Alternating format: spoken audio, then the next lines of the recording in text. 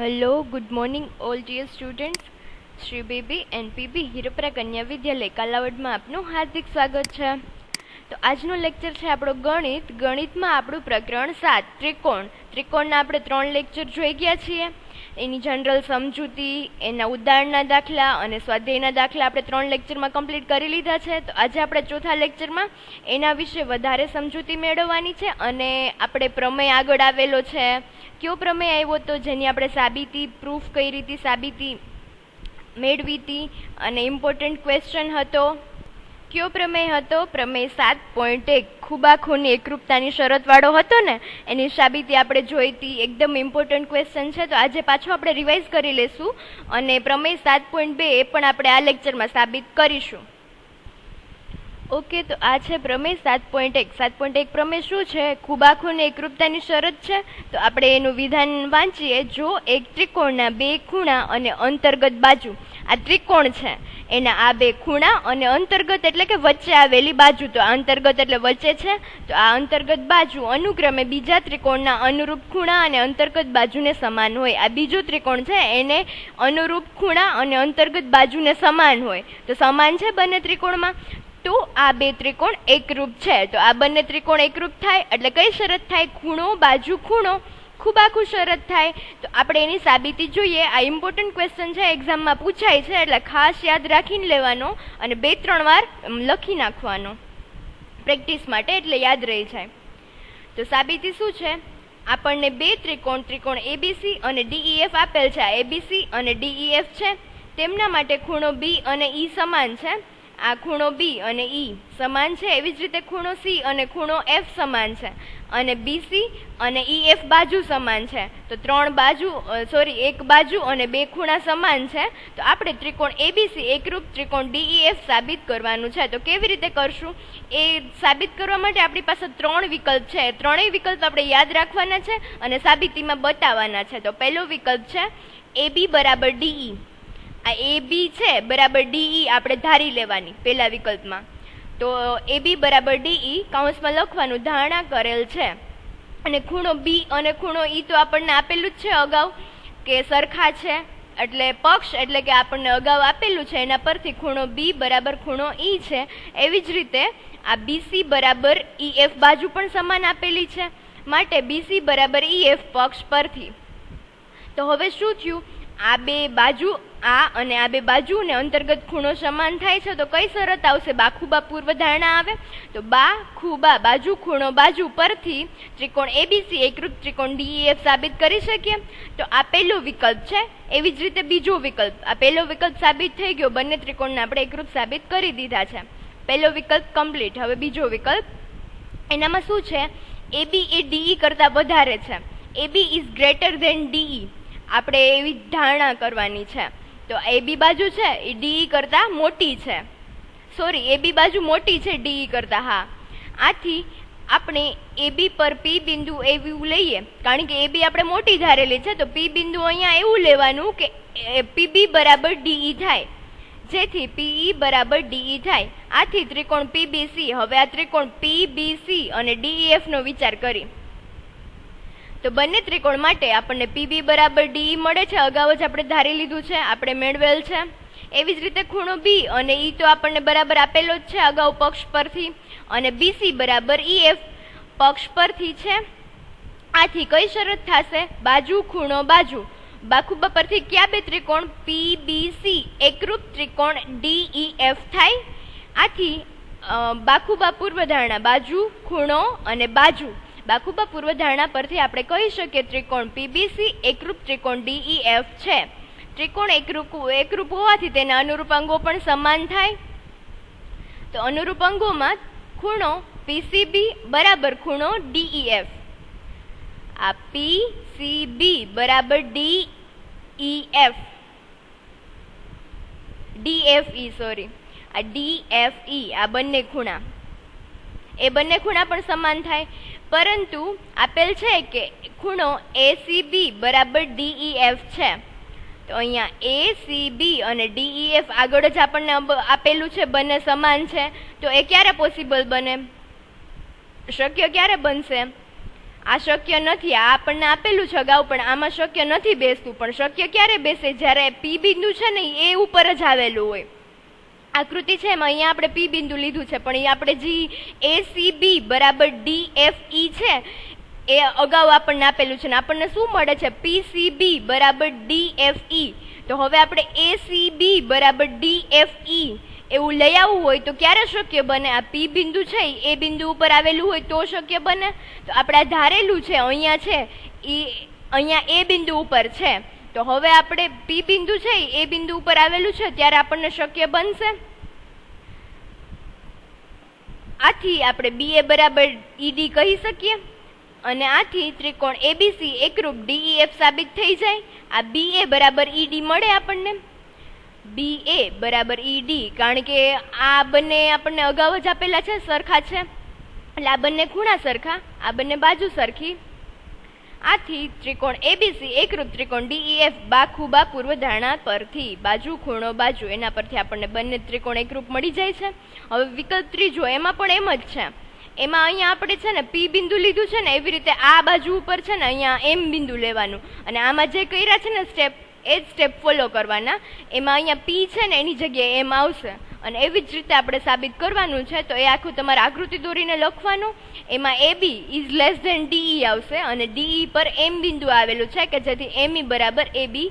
આ વિકલ્પ 2 માં દલીલો છે એનું પુનરાવર્તન કરી સ્ટેપ બાય સ્ટેપ લખવાનું. મેં અગાઉના લેક્ચરમાં તમને સ્ટેપ બાય સ્ટેપ બતાવ્યું છે, એ લખીને આકૃતિ દોરીને AB બરાબર DE સાબિત કરી એટલે આપણે ત્રિકોણ ABC એકરૂપ ત્રિકોણ DEF મળી જાય ત્રીજા વિકલ્પ ઉપરથી. તો આ એકદમ ઇમ્પોર્ટન્ટ ક્વેશ્ચન છે, તમારે યાદ રાખીને લખી નાખવાનો. સ્વાધ્યાય 7.1 કમ્પ્લીટ છે આપણું. હવે આપણે પ્રમેય 7.2 જોશું. તો પ્રમેય 7.2 શું કહે છે? સમદ્વિબાજુ ત્રિકોણની બે સમાન બાજુઓની સામેના ખૂણાઓ સમાન હોય. આ સમદ્વિબાજુ ત્રિકોણ છે. સમદ્વિબાજુ ત્રિકોણ કોને કહેવાય? જેની બે બાજુઓ સમાન હોય એને આપણે સમદ્વિબાજુ ત્રિકોણ કહેશું. તો આ ત્રિકોણ ABC છે એમાં બે બાજુ છે સમાન, AB અને AC. આ બંને બાજુ સમાન છે. એના સામેના ખૂણા, AB નો સામેનો ખૂણો કયો થાય? ખૂણો C થાય. આ AB છે એનો સામેનો ખૂણો ખૂણો C. એવી જ રીતે આ AC છે એનો સામેનો ખૂણો ખૂણો B.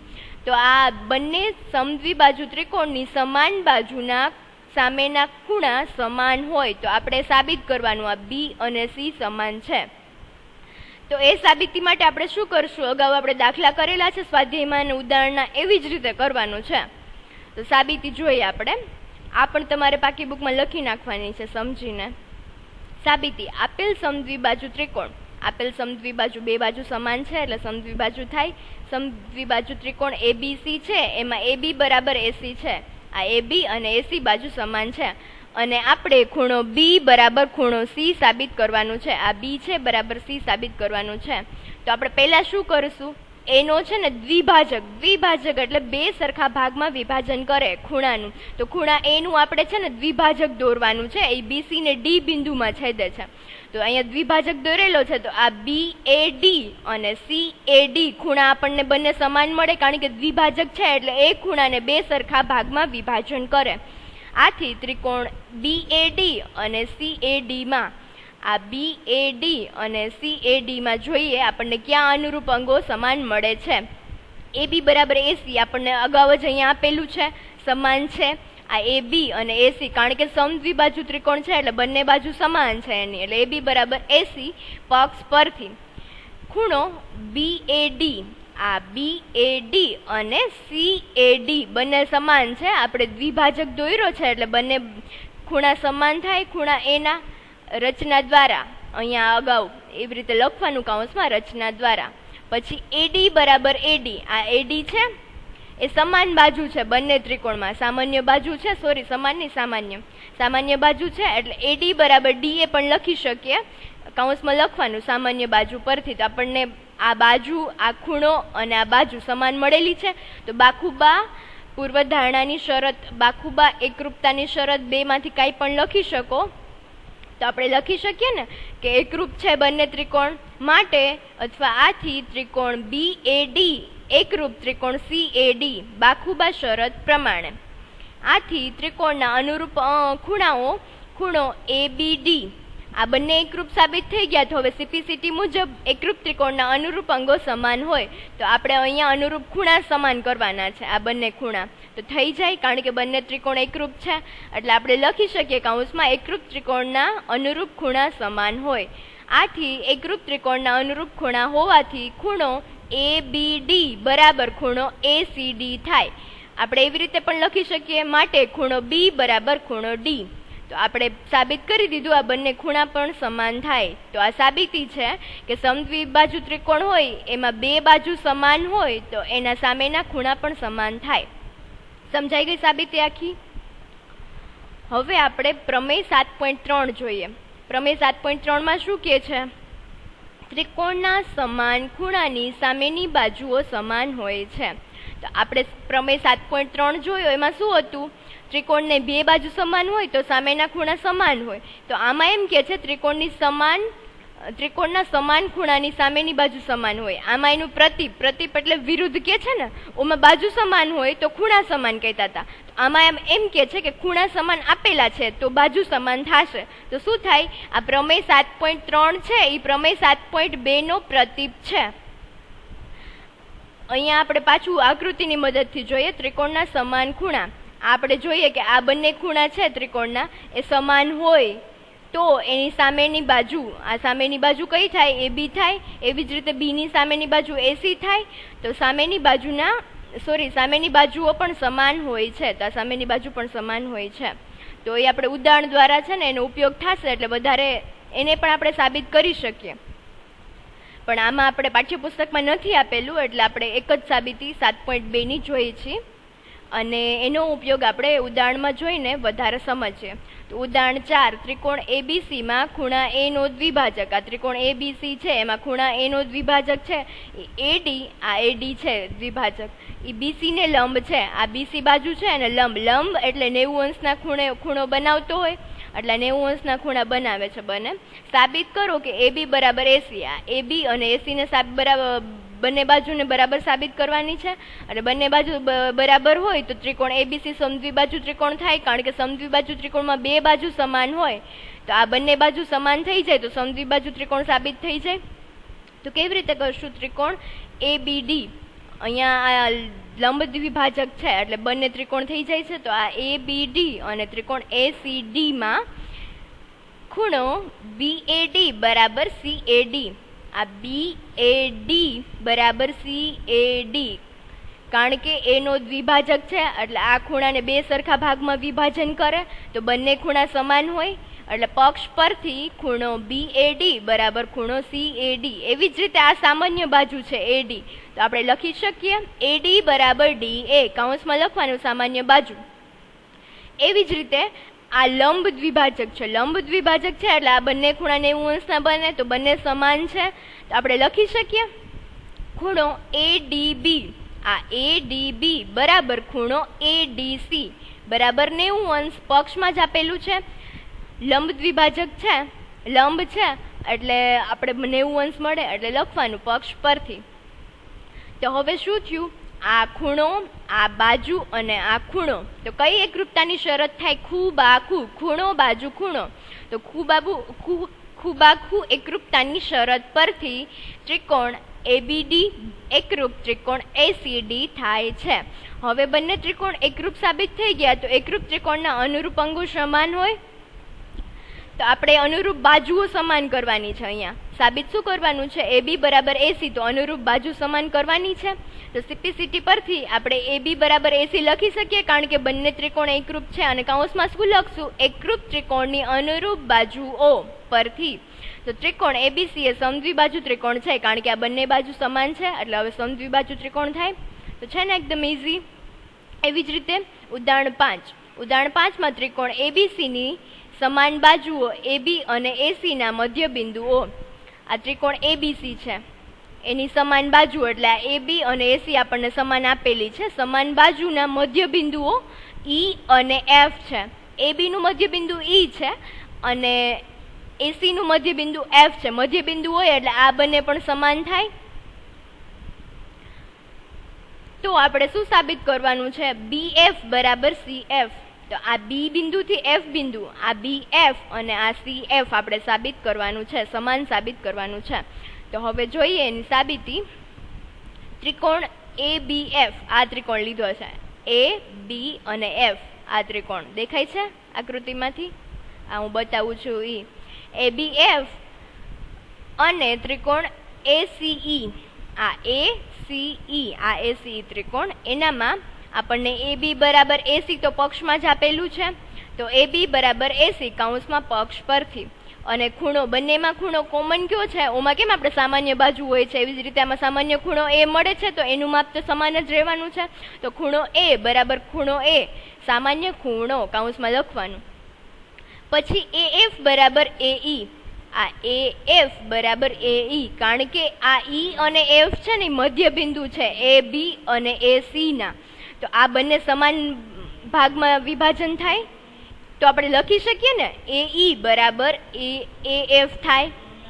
તો એ ઈ બરાબર એ એફ સમાન બાજુઓના અર્ધ ભાગ છે. આથી તો હવે શું થયું, આ બાજુ, આ ખૂણો અને આ ત્રિકોણની આ બંને બાજુ થઈ એ સમાન થાય છે.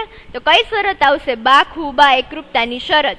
તો આથી આપણે લખી શકીએ ત્રિકોણ એ બી એફ એકરૂપ ત્રિકોણ એ સીઈ બાખુબા એકરૂપતાની શરત પરથી. તો હવે બંને ત્રિકોણ એકરૂપ સાબિત થઈ ગયા છે, તો આપણે અનુરૂપ બાજુ, આ બંને ત્રિકોણ ધાર્યા હતા, આ ત્રિકોણ અને આ ત્રિકોણ, તો એની અનુરૂપ બાજુ આ સાબિત કરવાની છે ને આપણે સમાન. તો એકરૂપ ત્રિકોણની અનુરૂપ બાજુઓ પણ સમાન હોય સીપીસીટી પરથી. આથી આપણે લખી શકીએ બી એફ બરાબર સીઈ, માટે બી એફ બરાબર સીઈ એકરૂપ ત્રિકોણની અનુરૂપ બાજુ સમાન હોય. હવે ઉદાહરણ 6 જોઈએ. ઉદાહરણ 6 માં શું કહે છે, સમદ્વિબાજુ ત્રિકોણ છે, બે બાજુ સમાન હોય એવો સમદ્વિબાજુ ત્રિકોણ એબીસી છે. આ એબીસી, એમાં સમદ્વિબાજુમાં એબી અને એસી સમાન છે. એબી બરાબર એસી છે, બી બરાબર સીડી છે, આ બી થી ઈ નું અંતર બરાબર સી થી ડી નું, આ સી થી ડી નું અંતર, આ અંતર અને આ અંતર સમાન છે. તેવા બિંદુ ડી અને ઈ, આ ડી અને ઈ બીસી ઉપર છે. તો સાબિત કરો કે એડી બરાબર એઈ થાય.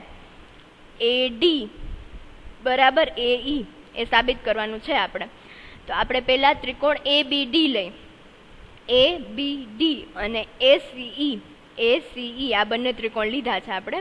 એ ત્રિકોણમાં એ બી બરાબર આપણને એસી તો આપેલું જ છે, તો આ બંને બાજુ સમાન થઈ ગઈ એક ત્રિકોણમાં, એટલે એ બી બરાબર એસી પક્ષ પરથી. એવી જ રીતે ખૂણો બી બરાબર ખૂણો સી, આ ખૂણો બી બરાબર ખૂણો સી કેવી રીતે આપણે પ્રમેય જોયો હમણાં 7.3, બે બાજુ સમાન હોય, 7.2 પ્રમેય 7.2 માં શું જોયું, બે બાજુ સમાન હોય તો એની સામેના ખૂણા સમાન હોય. તો આ બંને બાજુ સમાન છે, સમદ્વિબાજુ ત્રિકોણ છે, તો એના સામેના ખૂણા પણ આ સમાન થાય. તો ખૂણો બી બરાબર ખૂણો સી સમાન બાજુઓની સામેના ખૂણા, અથવા એમ લખી શકીએ પ્રમેય 7.2 પરથી. તો બીઈ બરાબર સીડી મળે. તો આ બીઈ અને સીડી એ તો આપણને અહીંયા ઉપર જ આપેલું છે, તો બંને બાજુ આપણે ડીઈ માઇનસ કરી, આ ડીઈ છે એ માઇનસ કરી બંને બાજુ, તો શું મળશે, માટે બીઈ માઇનસ ડીઈ અને બરાબર સીડી માઇનસ ડીઈ. અહીંયા લખવાનું કૌંસમાં બંને બાજુથી ડીઈ માઇનસ કરતા અથવા બાદ કરતા. આથી આપણને શું મળે, આ બીઈ છે, આ બીઈ છે એમાંથી આ ડીઈ બાદ કરી નાખીએ તો આપણને બીડી મળે. તો બરાબર અહીંયા બીડી લખેલું છે. એવી જ રીતે અહીંયા સીડી છે એમાંથી આ ડીઈ બાદ કરેલું છે, તો આપણને શું મળશે, સીઈ મળશે. તો અહીંયા સીઈ લખેલું છે, તો બીડી બરાબર સીઈ આપણે સાબિત કરવાનું છે. બીડી બરાબર સીઈ આપણને મળેલું છે અહીંયા. તો આ ત્રિકોણ છે એના આ બંને બાજુ સમાન થઈ, આ ખૂણા આપણે સમાન કર્યા પ્રમેય 7.2 પરથી, તો આપણે હવે બીડી બરાબર સીઈ પણ મળી ગયું. તો પાછી હજી એક બાજુ સમાન મળી ગઈ, તો હવે બંને ત્રિકોણને આપણે એકરૂપ સાબિત કરી નાખશું. તો ત્રિકોણ બીડી એ બીડી એકરૂપ ત્રિકોણ એસીડી થાય. તેથી ત્રિકોણ એ બીડી એકરૂપ ત્રિકોણ એસીડી કઈ શરત આવશે, બાજુ ખૂણો બાજુ, બાખુબાની એકરૂપતાની શરત. એટલે લખવાનું કૌંસમાં બાખુબા એકરૂપતાની શરત પરથી. હવે એકરૂપ ત્રિકોણના અનુરૂપ અંગો સમાન હોય તો આપણે એડી બરાબર એઈ સાબિત કરવાનું છે. આ એડી અને એઈ એ ત્રિકોણના બાજુ છે, તો કૌંસમાં લખવાનું એકરૂપ ત્રિકોણની અનુરૂપ બાજુ સમાન હોવાથી એડી બરાબર એઈ. તો સાબિત થઈ ગયું, એડી બરાબર એઈ જે આપણે સાબિત કરવાનું છે. તો હવે એવી જ રીતે આપણે સ્વાધ્યાય 2.3 હોમવર્કમાં કરવાનું છે તમારે પાકી બુકમાં ઉદાહરણના દાખલા. આપણે જે આ પહેલેથી જ કહું, આપણે જે સાબિતી જોઈ છે એ પ્રમેય 7.2ની સાબિતી, પછી પ્રમેય 7.3નું વિધાન, અને પછી આ ઉદાહરણના 3 દાખલા લખવાના, અને સ્વાધ્યાય 7.2 હોમવર્કમાં આપું છું એ તમારે એવી જ રીતે ઉદાહરણના દાખલા જોયા એવી રીતે જાતે સમજીને ગણવાનું છે. તો ઉદાહરણ સ્વાધ્યાય 7.2 હોમવર્કમાં કરવાનું છે તમારે. એ તમારું આજનું હોમવર્ક છે. Okay, thank you students. Stay safe, stay home.